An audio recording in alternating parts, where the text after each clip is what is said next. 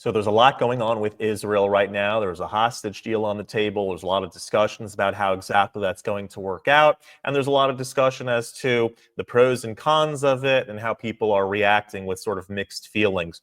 But check out this clip on the Piers Morgan show when the announcement was actually made. And you'll see Dave Rubin really hammering it, really going all out in defense of Israel, and it gets pretty heated. So check out this clip with me. Before we do that clip, check out this this new coffee brand, also Americava coffee. There's a discount code in the description. Excellent coffee, and you can show your support for Israel in each cup that you take. Let's watch this clip. I actually want to segue to something else, which is the breaking news as we started this. Donald Trump has gone on his Truth Social platform. We have a deal for hostages in the Middle East. They will be released shortly. Thank you. The BBC also reporting a deal between Israel and Hamas has been agreed. It's a complex deal. It involves the release of 30-odd hostages over a period of 6-7 weeks, and many more Palestinians being released from jail, and various other security guarantees and ceasefires and so on. All multi-layered, complex.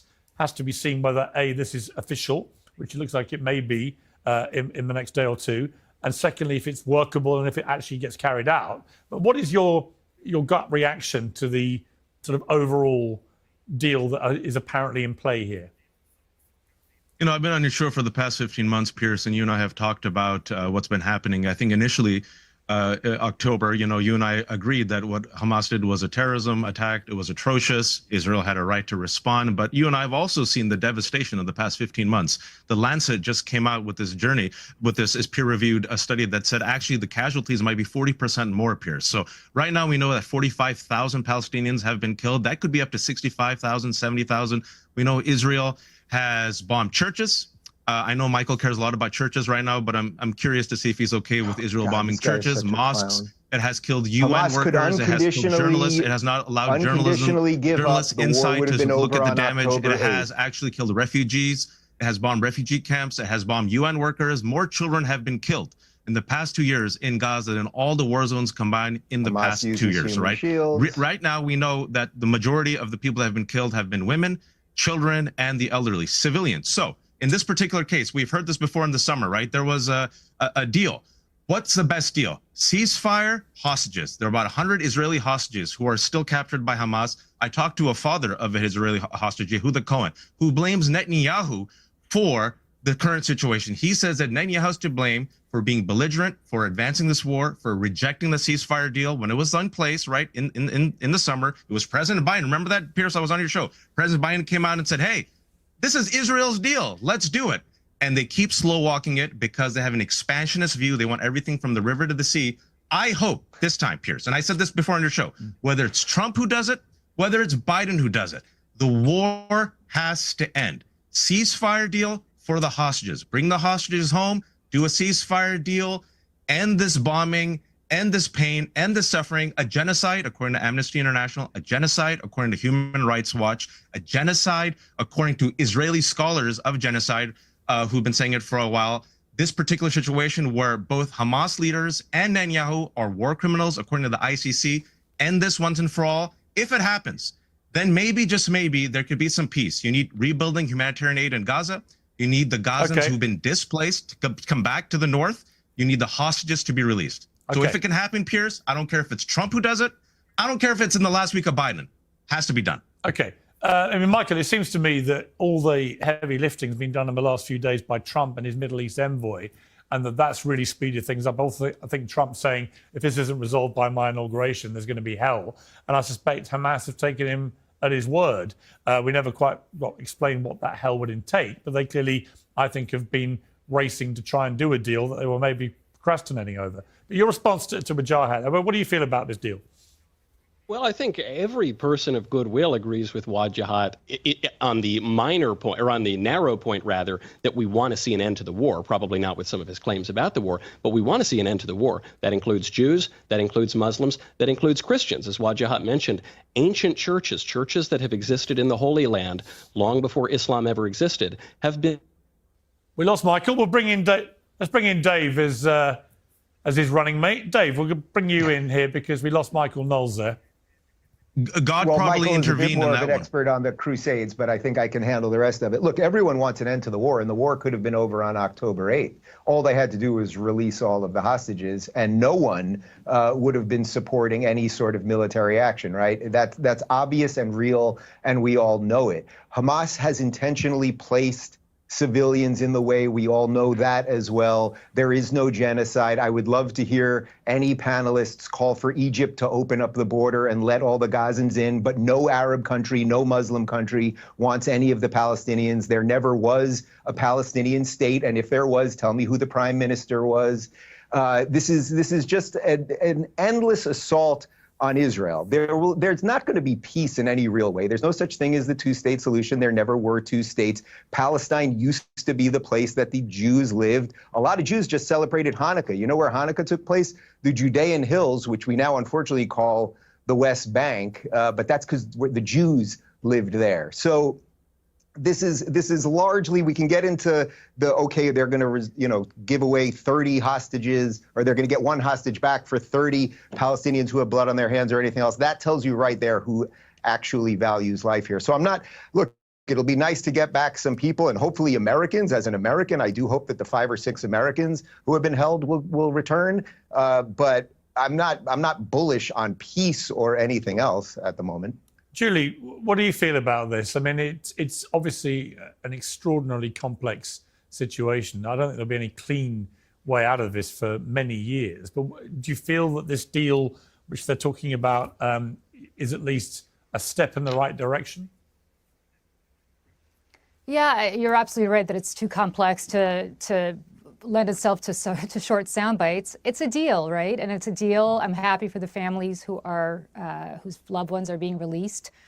But I think Dave did touch on something. I don't agree with a lot of what he said, but he did touch on something, which is I don't know what the end solution to this is.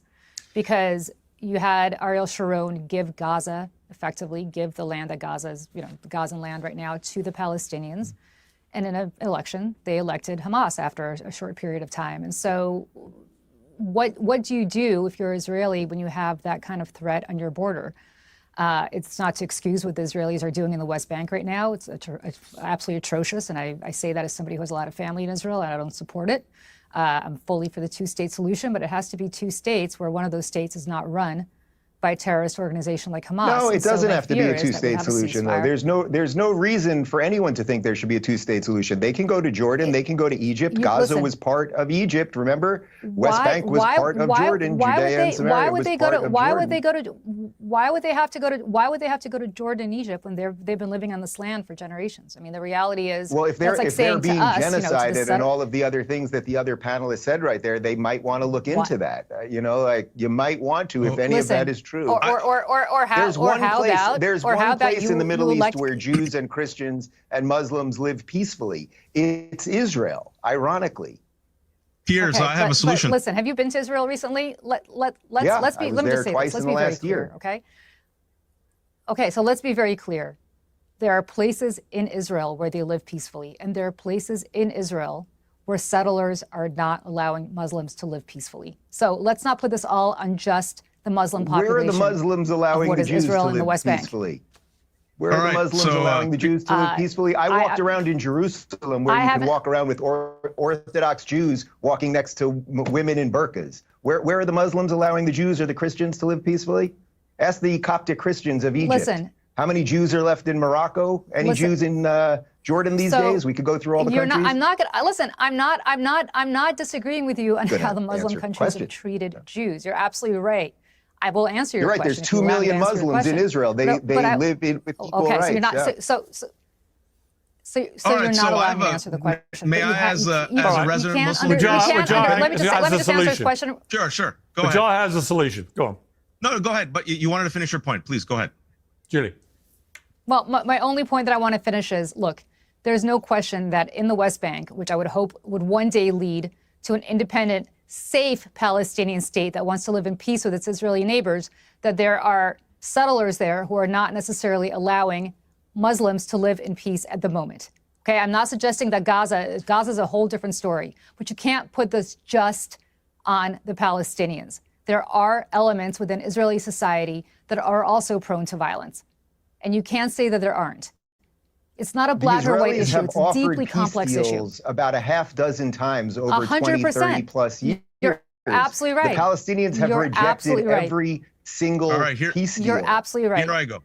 You're absolutely right, and nobody has screwed the Palestinians more than their leadership. You're absolutely right on that. I think we So can there's probably one all thing agree with that that. no Israeli government has actually ever tried. Israeli governments, whether they're Labor or Likud, have never tried ending the occupation in the West Bank, in East Jerusalem, and in Gaza. What they haven't done is end the settlements. The settlements have actually expanded the British mandate in the West expired, Bank. and then Right all the now, Arab in the West Bank, countries Hamas is tried not to under destroy Israel. control. They lost a war. There's 2.5 million Palestinians who live under military law. There's about 750,000 Israelis who live under Israeli law. An unequal system. You've been there, Pierce. I've been there. It's horrifying. This is why Desmond Tutu and Jimmy Carter, rest in peace, called it what? Apartheid.